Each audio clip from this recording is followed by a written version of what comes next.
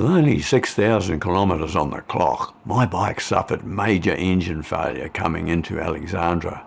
What followed needs to be related, especially to my subscribers, because I cannot accept the opinions given me by Bruce Davidson at Alexandra Honda.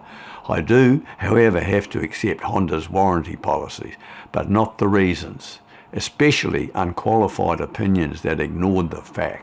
It wasn't the choicest time to suffer a major breakdown because it was the start of a 3-day public holiday. However, incredulously lucky as I was, I broke down opposite to a house with a really good bike workshop and a middle-aged motorcycle enthusiast who still raced his motorcycles.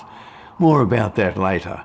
This gentleman ran me the 3 kilometres into Alexandra several times, the third time to install me in my hotel a couple of gumboot throws from the town centre. Alexandra is a delightfully charming town of approximately 6,000 souls, and like a lot of our larger cities, has all the mod cons, including a long-established Honda agency. With buckets of time at hand and plenty to think about, I found myself at the town centre garden. Sometimes when adventures turn to crap, you've just got to smell the roses. Puts a smile on your face.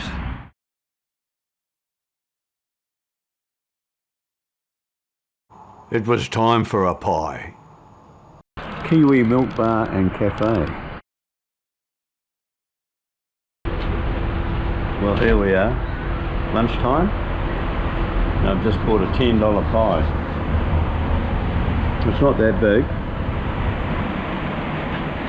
So $10, that's capitalism, isn't it? And what you can get away with. So I either buy it and say nothing or move on. Too hungry for that. To be honest, I'd give that a 9. It's a seriously nice pie.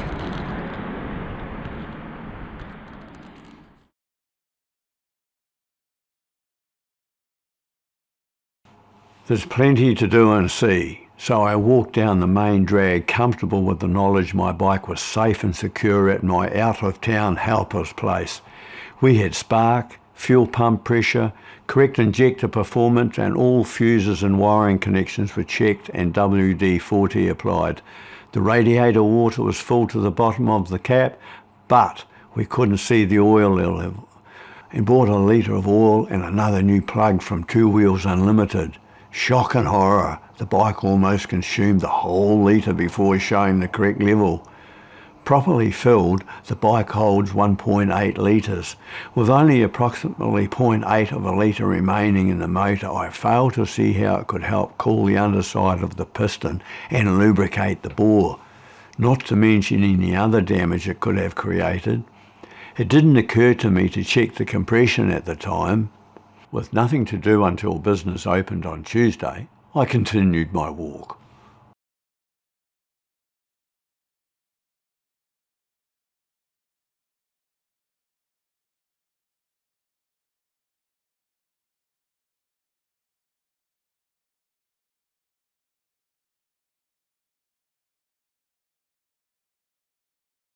I was on a mission to walk up to the lookout overlooking Alexandra and was quite surprised the river running beneath the bridge was the Manahurikaya.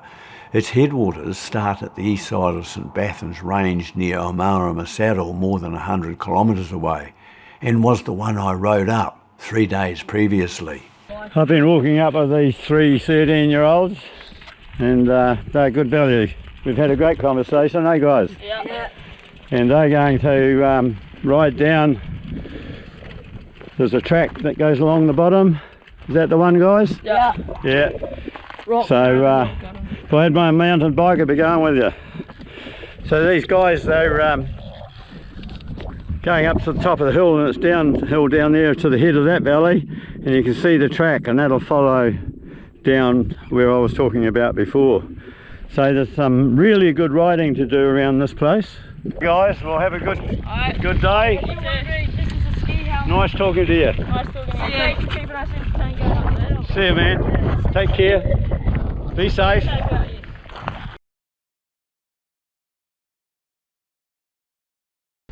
It's nice to be around young people. We had some great conversations. It was most enjoyable. 13 coming on to young adults.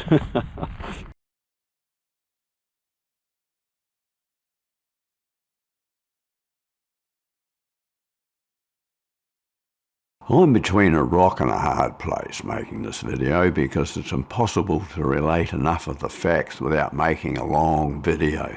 The only way I know how is to give you the pertinent facts as briefly as they unfold, and the rest can be read in the transcripts, which can be accessed in a link below.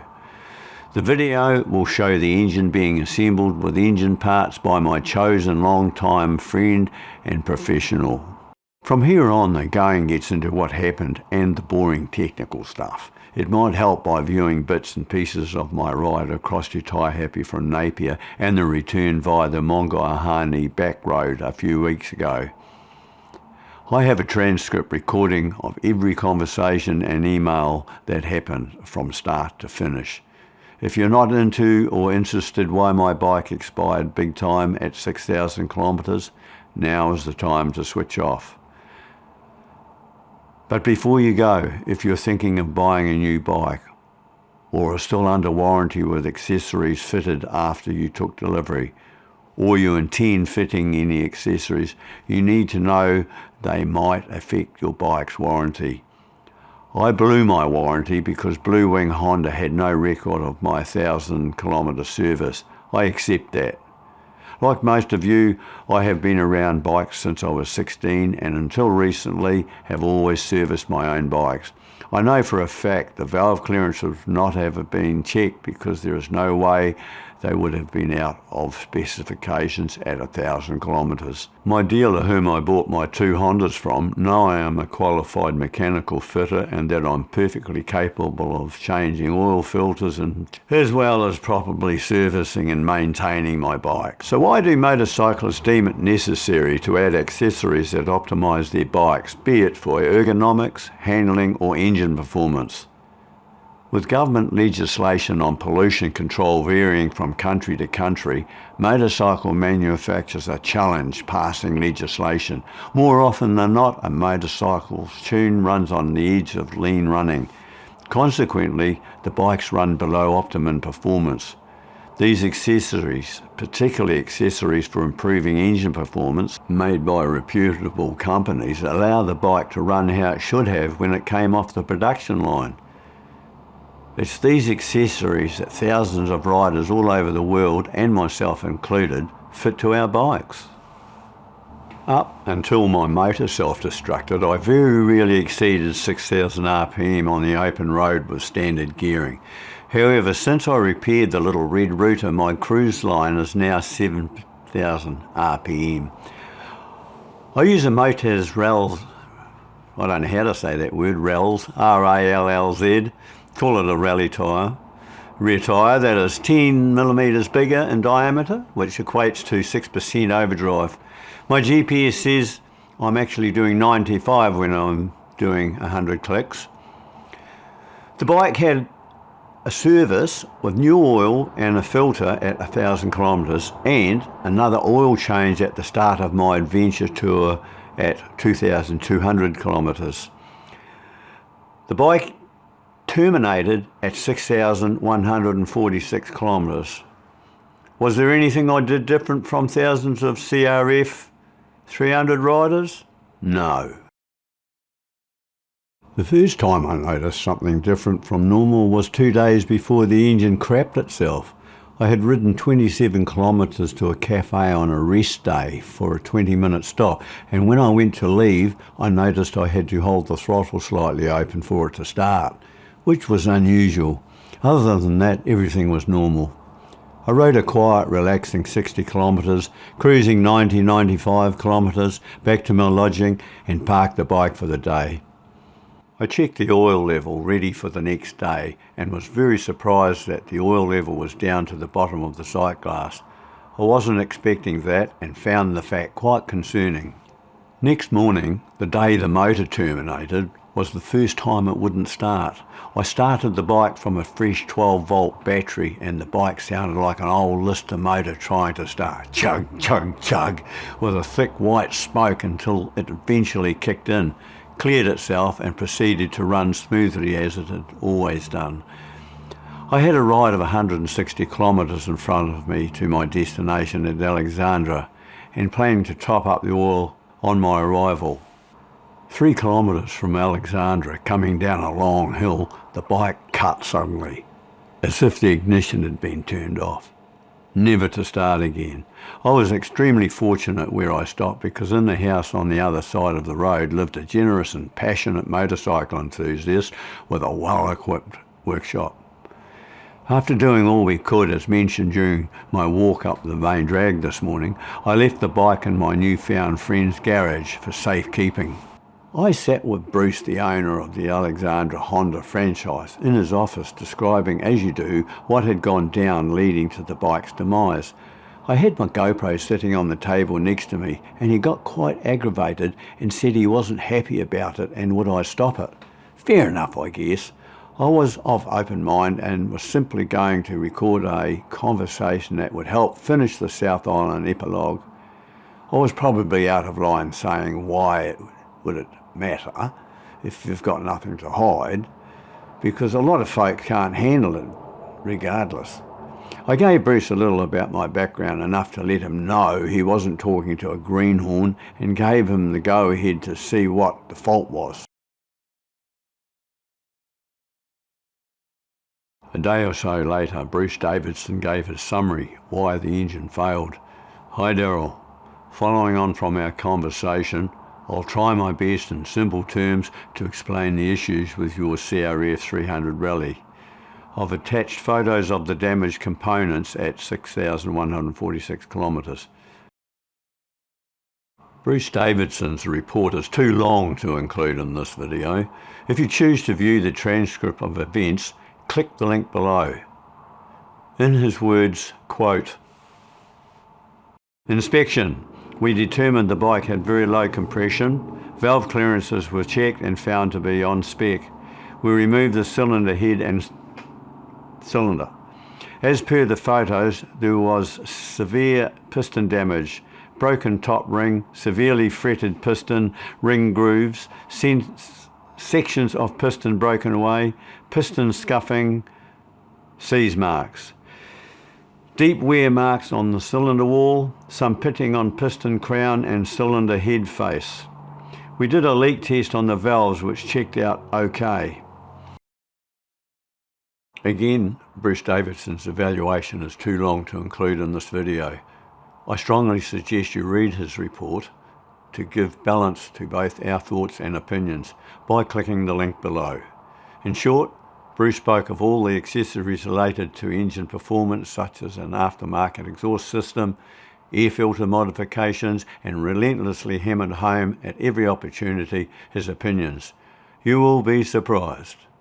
Bruce finished off by saying, quote,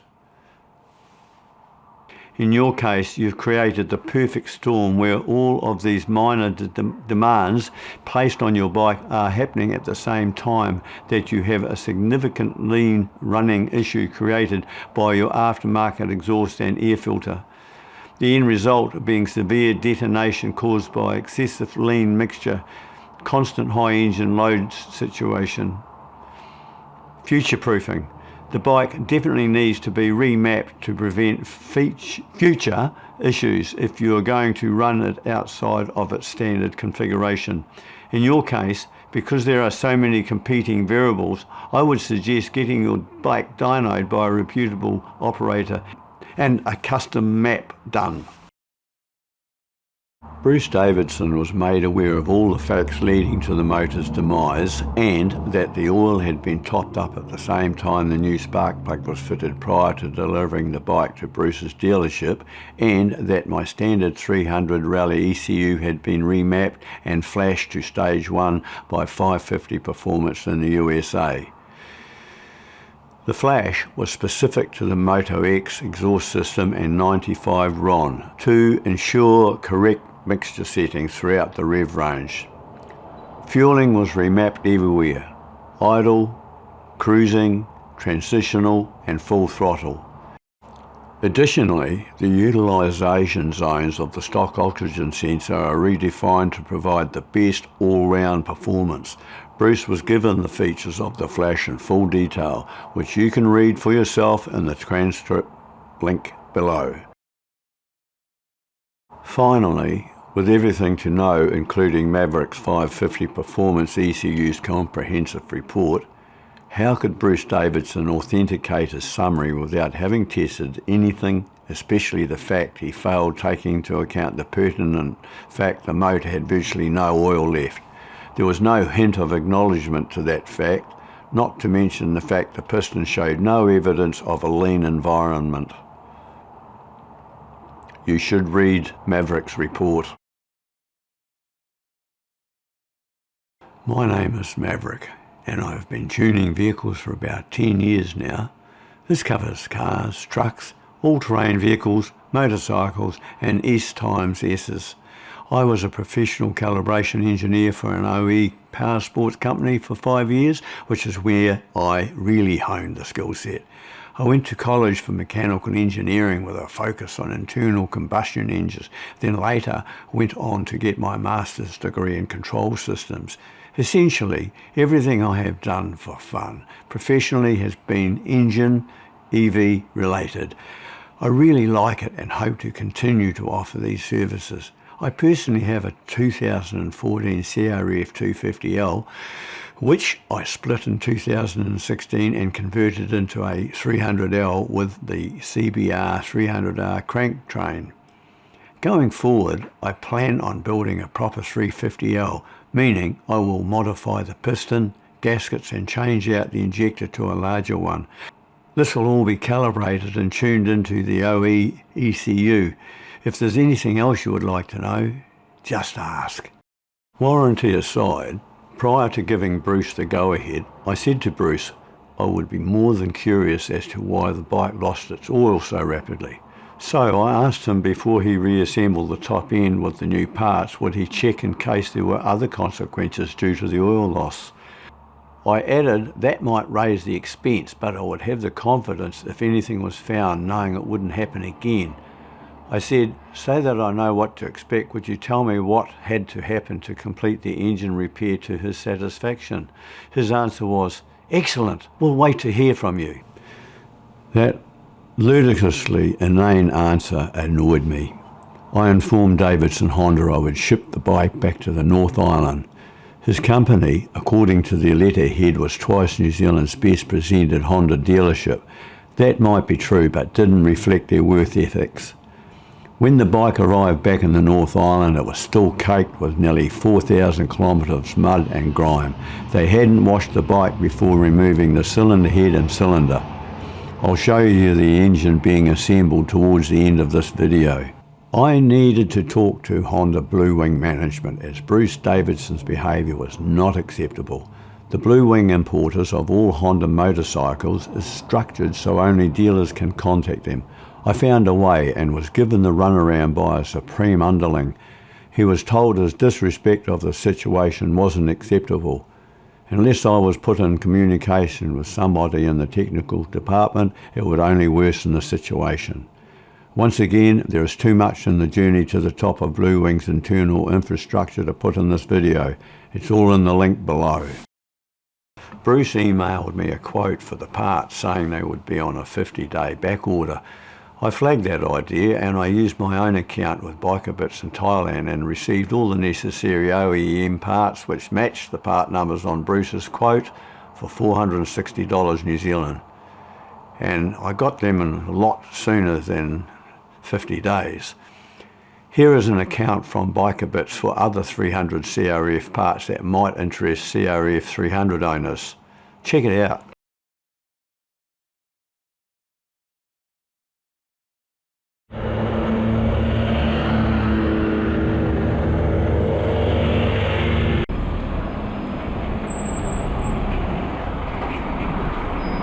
It was a 90-kilometre drive to my drop-off point at Frankston on the way to Queenstown. With daylight running out fast and a considerable walk, I finally reached my destination. my camp spot for the night. I didn't have a lot of choice where to stay. Flights and accommodation were booked to the max, and had I not grabbed tomorrow's flight, it would have cost hundreds more in the long run. It's not cheap being down at South Island when your bike breaks down.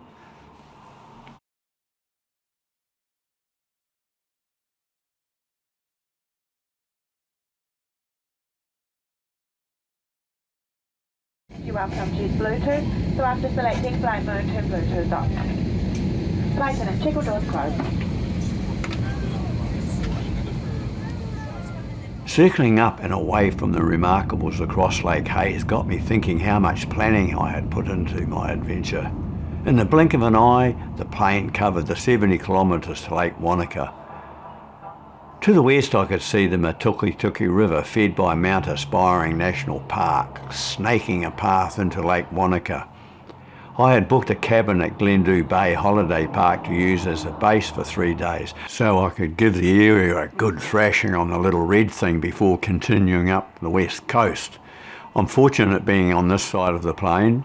I had intended riding up to the top of Treble Cone ski field and along the top of the range separating Lake Wanaka from Lake Hawea. I'll point it out when we get there.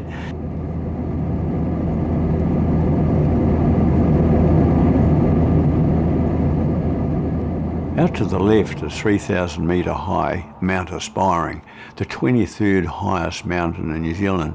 To give you an idea, Mount Cook is 690 metres or 2,260 foot higher.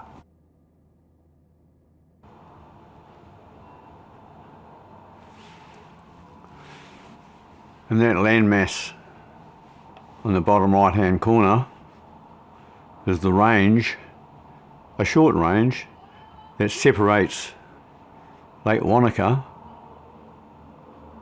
from Lake Hawea, and that's Lake Hawea and Hawea Township down there. And the road going around the other side of the lake is the road that continues up to the west coast. It's one of the most beautiful views in the South Island in my book. See the start of the top of the range there, but that's separating the two lakes. You go up from the road up there, and then you travel along the top of that.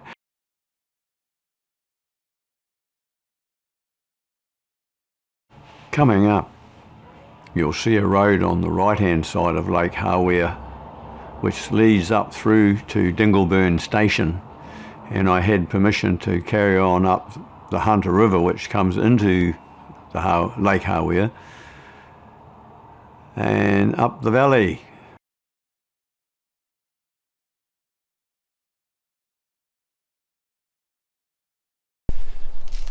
Good morning. It's a big day. The little red chair is going to be put together again today.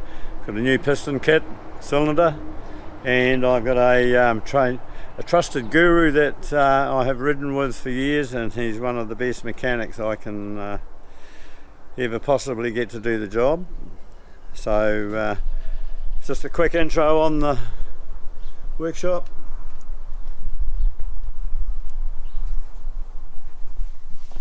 There's the little 300, how it came back. So there we go, guys. That'll be the start of the job when we get into it. Watch this space. Well, here's the barrel, guys. It's all genuine OEM parts, OEM, and that was one of the dearest parts, believe it or not. Here's the piston kit, the rings, and the gasket kit. All up, $450 New Zealand, 262 American dollars from Biker Bits in, I can never remember, is it Taiwan or Thailand? Here's the old setup. There's the piston. It doesn't look terribly lean to me. Looks like there'll be oxygen in the system to get that. It's the F33 or the B33 piston, which is the one that goes in the CBR, which is 33 horsepower. So it's a pretty robust piston. It's been really thoroughly scored on the side. There's a lot of torque resistance there, bore resistance. The detonation has been extremely severe. I thought detonation was associated with extreme heat caused by a lean air-fuel ratio, yet I see no evidence of a lean piston crown. Viewing the damaged piston shows the damage sloping up towards the top of the piston crown. When viewing the cylinder bore, there is evidence of extreme heat. Why did the bike lose more than half of its oil supply in the last 160 kilometres of its life? If there was sustained lean running, surely there would be signs of extreme heat on the top of the piston and signs of melting, yet the edges of the pistons are sharp. If the air-fuel ratio wasn't lean, then what caused enough heat to be generated? Could it be owing to the fact the engine lost more than half of its 1.8 litres of oil and there wasn't enough cooling of the bore and the underside of the piston because of that? Although I videoed the whole engine rebuild to engine startup, I'm only going to touch on camshafts and cam journals, which are the first parts to suffer oil starvation when oil supply gets too low. All these items were thoroughly checked, as well as valves and valve seats due to piston damage. Not only did fragmentation affect the valve seats, the head needed a little attention to the blemishes caused by piston fragments.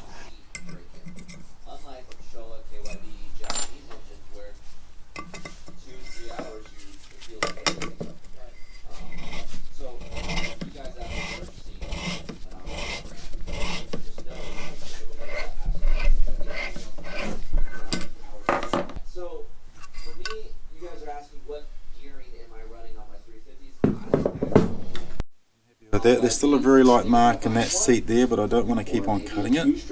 That's going to seal up fine. That other mark that was over this side is gone. Yeah, they're looking tidy. So, Yeah. still a little bit here and there. There's a On little the, mark on that one there too. yeah, but if I just keep on cutting and cutting, they will disappear. But then I'll end up with quite a deep recess, and I don't want that. And that's fine. That will seal up. Yeah.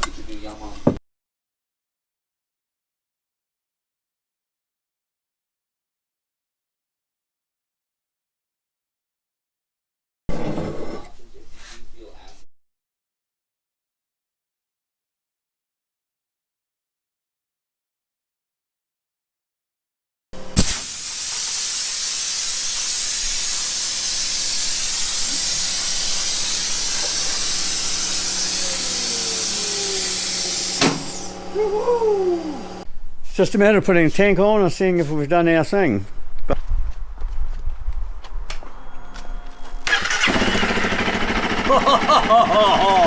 Oh, you're a magician. They put a smile on my face. I warmed the bike thoroughly, then renewed the engine oil and filter. Davidson Honda was adamant that lean mixture and an overloaded bike only cruising at 6,000 RPM caused the bike to expire, and the fact I fitted an aftermarket exhaust and uni-filter oil foam air filter kit. It was never acknowledged that I had the standard OEM ECU re-flashed to suit the above. Everything you need to know is covered in the link below. Read 550 Professionals' answers in the link below. Next video, I'm back on Blackie, my Africa twin with unfinished business. After riding the Nevis crossing the day before, I enjoyed breakfast at South Mavora Lake, then rendezvoused with Mike at Mount Nicholas Station so we could ferry our bikes across to Lake Wakatipu to Queenstown with the intention of camping up in Skipper's Canyon. We changed our plans and ended at Manapuri for the night. Thanks for watching. Give me the thumbs up if you thought it was worth watching, and don't forget to subscribe if you want automatic notifications.